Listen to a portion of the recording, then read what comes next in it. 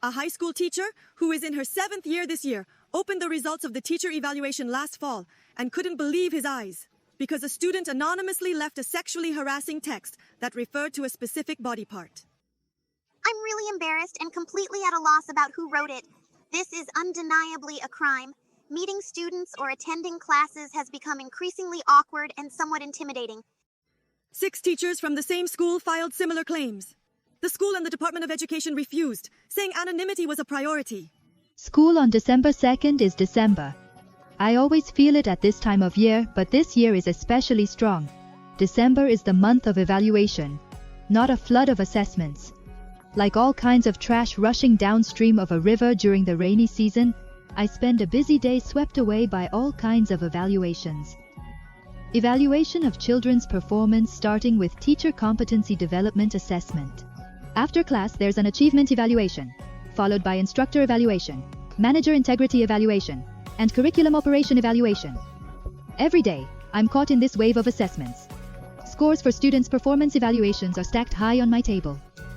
Despite my best efforts, I find myself writing the same cliché comments over and over.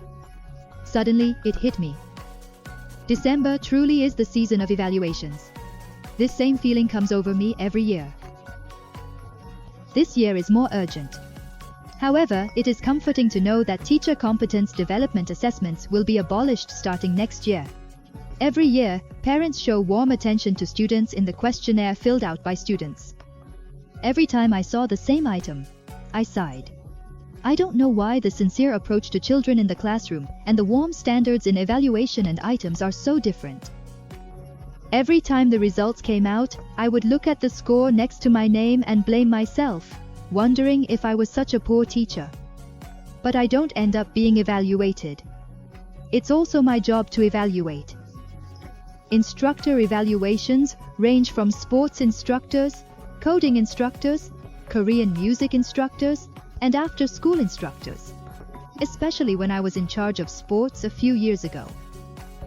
At that time, I evaluated a sports instructor at Talent South Elementary School, but the instructor only took care of personal interests and did not contribute much to the school. I calmly wrote a score of less than 400 out of 500 and sent it to the Office of Education. A few days later, I got a call from the teacher.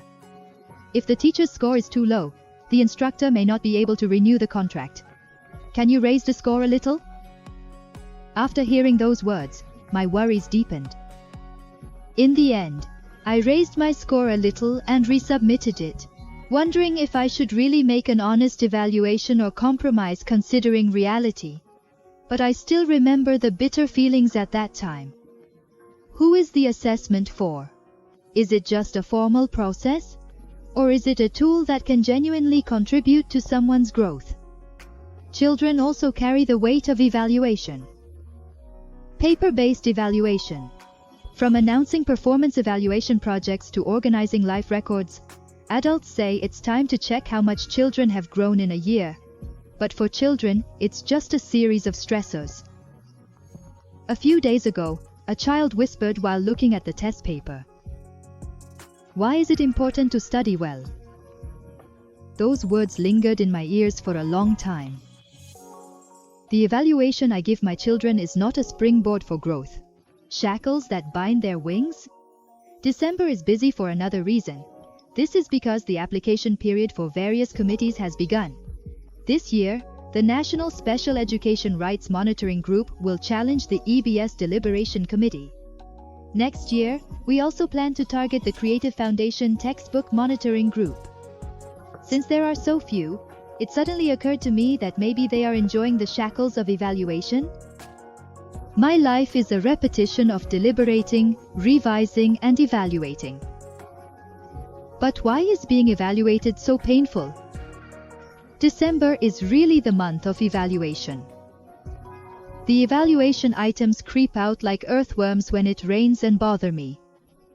I write down those earthworms one by one and spend the day. But suddenly this occurs to me. How futile would it be if all this evaluation ended up simply in a numbers game?